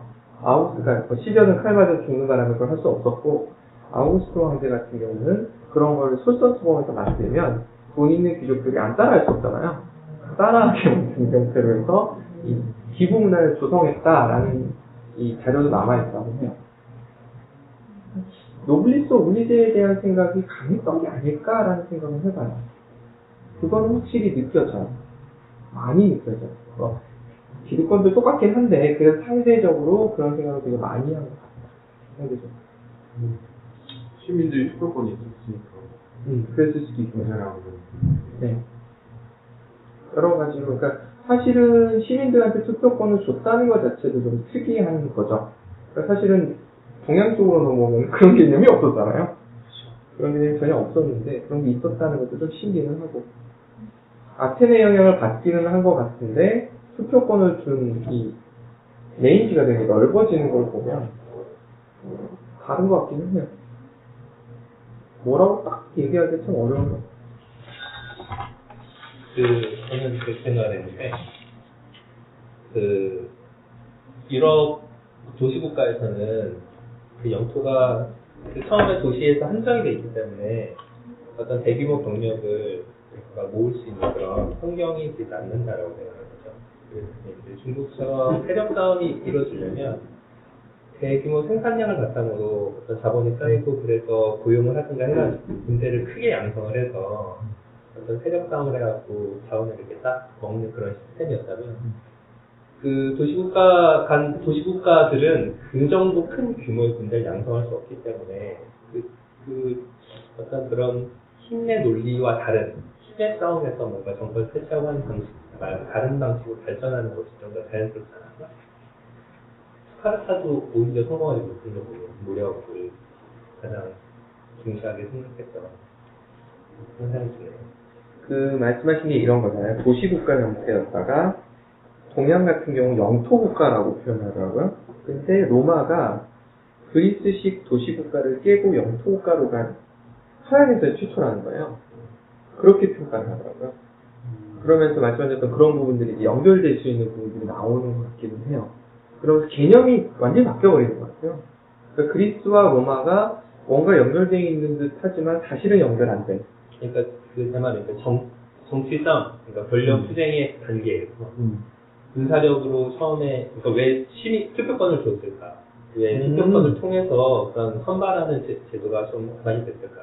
근데 생각해보면 지금 생각해보니까 카이사르는 군대를 몰고 가서 원로원을 뒤집어 버렸잖아요. 네. 그러니까 아마 그 이후에는 어느 정도 이제 로마라는 그 국가 체계가 힘이 생긴 이후에는 거기서부터는 무력으로 성세를 차지하려는 그런 시도가 좀 더 많이 나온 건 아닌가 이런 생각이 듭니다.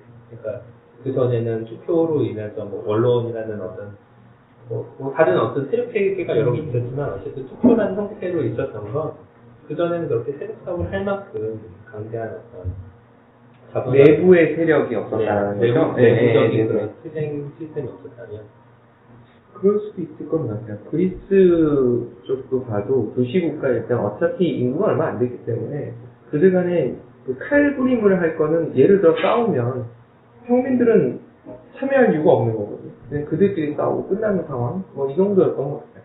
그들끼리 암살하고 그들끼리 뭐 지방끼리 싸우고 뭐 끝이었던 것 같아요. 로마도 약간 애매해요. 그라쿠스를 칼로 찔러 죽이고 하는 걸 보면 그거 없었다라고 보긴 애매하고 대신에 군사를 동원하지 않아요. 자기의 권력 싸움을 위해서 군사를 동원한 게 언제부터냐면 마리우스 술라 나오는 그 시대부터. 그 전에는 자기 군사를 동원해가지고, 그러니까 시민병이잖아요. 그때 모집하는 병사잖아요. 내 수족 같은 병사가 있는 시스템이 마리우스가 처음 만든 거거든요. 직업군인제를. 그러면서 마찬가지로 그런 상황이 생겼을지도 몰라요. 그러니까 시민권은 그 전에 있었던 얘기인 거고, 약간 잘 모르겠어요. 저도 약간 헷갈려요. 그리스에서 시민들한테 투표권을 준 것도 사실은 주고 싶어서 준 게 아니더라고요. 주고 싶어서 준 게 아니거든요. 로마도 주고 싶어서 준 게 아니거든요. 로마 같은 경우는 그거더라고요. 군인들이 다 평민들이잖아요, 장병들이. 근데 권리를 인정 안 해주니까 얘네들이 무슨 산 전투인가 해가지고요. 거기서 농성전을 벌려요. 우리한테도 권리를 달라. 그래서 귀족하고, 평민하고 귀족하고 정면 충돌을 합니다. 그러면서 이제 투표권 얘기가 나오게 되고, 이런 식으로 넘어간 것 같아요. 로마는 그랬던 것 같아요. 그냥 순순히 주는 투표권은 없는 것 같아요. 근데 동양에서는 그게 없었죠? 투표권이? 그걸 할 필요가 없었죠. 중앙집권 국가를 이미 이룩해버렸으니까, 진나라 때. 다 통제하려면 모든 게 황제 국가잖아요. 모든 소유가. 근데 그러니까 투표권이 필요 없는 거죠. 다 내 거니까. 사람들도 내 거고, 재산도 내 거고. 황제 중심이어서 모든 게 내 거니까. 그리스나 로마는 원로원이라는 집단주도 체제였기 때문에 그랬다? 그럴 수도 있겠네요. 그러니까 이기보다는 좀 중앙집권 체제가 하더라도 중국의 황제보다는 제가 볼 때는 아무래도 1인 파워 면에서는 좀 약하지 않았을까. 그렇죠. 실제로 로마도 황제정으로 넘어간 다음부터 투표라는 것이 약간 유명무실해진 부분이 있기 때문에 그럴 수 있겠네요. 인구가 많아서가 아닐까라는 생각을 하거든요. 그것도 맞아요. 근데 중국도 그랬잖아요. 아니, 중국이 더 훨씬 인구가 많았을 때요. 그러니까 인구가 많으면 그것을 이제 누군가 이렇게 그거를 확 묶어서 끌고 가는 그러니까 군중이나 대중이라는 그런 걸 통제할 수 있는 사람들이 나타나면 그 힘을 통해서 뭐 어떤 대규모 무력 행사가 가능하니까 그런 대규모 무력 행사가 불가능한 도시국가에서는 뭐 서부이나 어떤 제도 같은 것이 발전하고 아니 힘의 논리를 밀어붙일 수 있는 중국이나 그런 큰 땅덩어리 에서 거기서는 그냥 그런 식으로 왕조가 계속 탄생이 되고 뭐 이런 차이라고 생각하는 거죠. 그 시간이 없으니까 그냥 요것만 얘기하고 끝낼게요. 그 시저가 하고 싶었던 게 뭐냐 원래는 약화시키는 거였거든요. 그냥 원래는 자문기관이었는데 정책 결정기관이 되는 거잖아요. 그러니까 집단지도 체제가 돼버린 거예요. 그거를 다시 자문기관으로 놓고 황제를 놓으면서 지금 하셨던 얘기가 맞는 것 같아요. 강력한 중앙집권을 가면서 이 의사결정이나 모든 통제 시스템을 정비하기 위함이었다라고 보고 있거든요.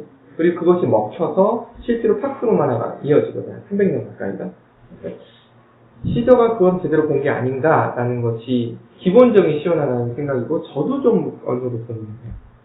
중앙집권이 무조건 좋다 이런 건 아닌데 필요했던 거 아닐까? 그 시절에 예를 들어 교통도 불편하고 사람도 일일이 관리하는 거 요즘이야 뭐 다 이렇기 때문에 얘기가 좀 다르지만 그렇지 않을까라는 게 개인적인 생각이었어요.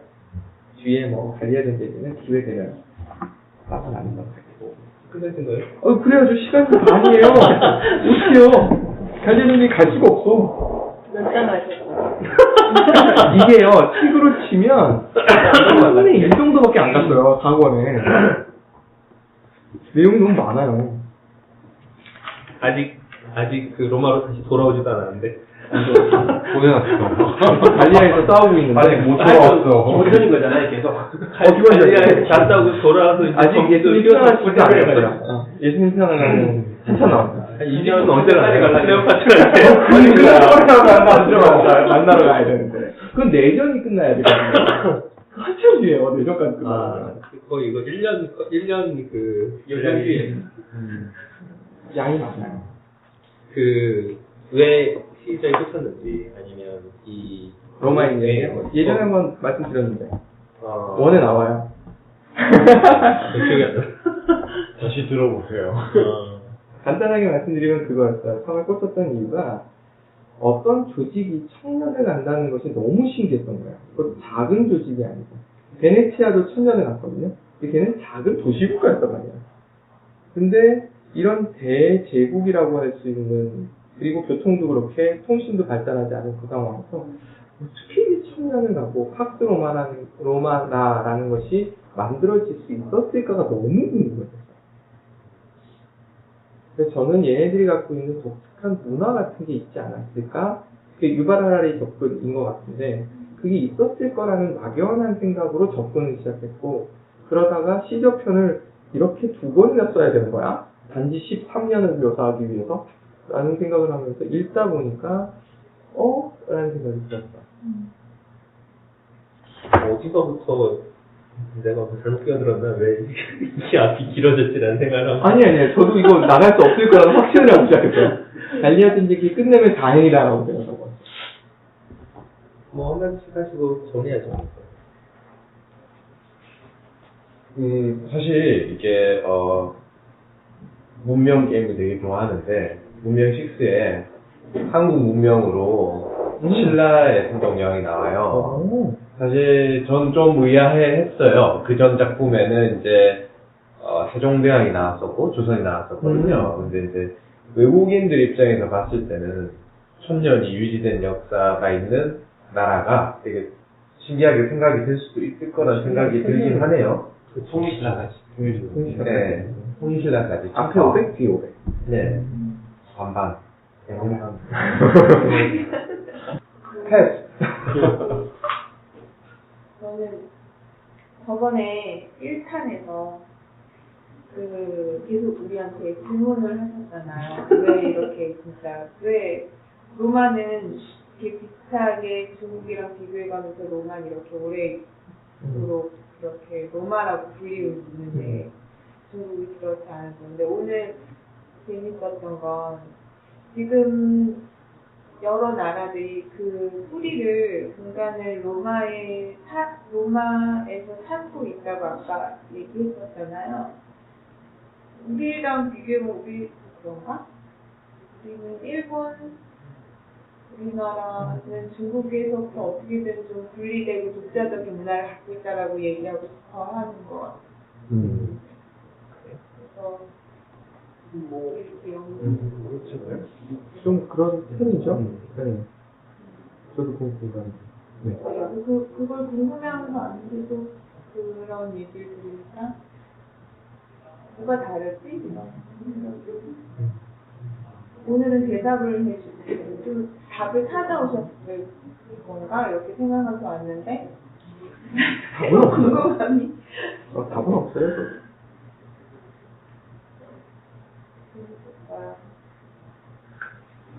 저는 사실 이상하게 서양 쪽은 좀 관심이 잘 안 가요. 그래서 고대 그리스나 로마나 이런 시들을 거의 잘 몰라요. 그냥 이름만 좀 시전하는데 갑자기 오늘 얘기를 들으면서 제가 한 2년인가? 4년 전에 이제 큰애가 보는 이제 만화책 오래된 로마 이런 게 있어요. 얘기를 들으면서 로마 이제 고대 시조 이제 물사고 나중에 가면 육대전 먹고 술이 나누고 그런 만화 장면들이 이제 막 기억이 나더라고요. 이것도 여자를 취해가지고 그래서 부분에 그런 것도 좀 옛날 그대로 내로도 좀 배우게 된 것 같고 시저는 저는 사실 전혀 몰랐어요. 뭐 성경, 어쩌면 그런 건 없지. 개인적으로 한번 얘가 어떤 걸 했는지 개인적으로 좀 찾아봐야겠다 그런 생각했고 그래서 저도 개인적으로 좀 시저가 서약이 아직 나가기 전에 끝나서 지금 활약이 되게 궁금하고요. 굉장히 발상의 전환 그리고 천재는 회원님이시다. 이렇게 긴 기획물을 잡아서 매번 캡처가 돌아오면 뭐 하지 되게 고민스러운데 할 게 없어, 할 게. 이렇게 긴 기획 연중 연중기획으로 기획. 로만 이야기 카이사르 미드 카드까지. 앞으로 사람도 안 좋을 것 같아. 앞으로 클레오파트라 얘기는 몇 월달에 들을 수 있을까? 내년이면 한다면 내년이니까 저도 그렇게 생각해요. 클레오파트라 나올 줄 알았는데. 내년이 끝나야지 나오기 때문에 그 부분이. 드렸습니다. 네, 저도 잘 들었고요. 그 전에 로만 이야기 좀 보다가 시력까지 보고 더 못 봤거든요. 길어가지고. 옛날 생각도 좀 나고 해서 재밌었어요. 근데 저는 그때 볼 때는 로만 이야기를 되게 역사서라고 생각하고 봤거든요. 어렸을 때 볼 때는. 근데 지금 이번에 오면서 뭐 얘기도 들어보고 뭐 좀 찾아보고 이러고 왔는데 생각보다 로마인 이야기를 역사서로 보지 않는 사람도 되게 많더라고요. 욕을 많이. 약간 그런 것도 있는 것 같아요. 물론 저기 뭐 시저 빠잖아요. 그 천원 어머님의 할머니가 그런 것들이 좀 많이 편중돼 있는 것도 있는 것 같기도 하고 뭐 그런 반면에 또 세훈님이 좋아하는 그런 시오는 아버지가 좋아했던 시저 말고 시오님이 좋아하는 그런 시저의 면모들도 재밌는 것 같아요.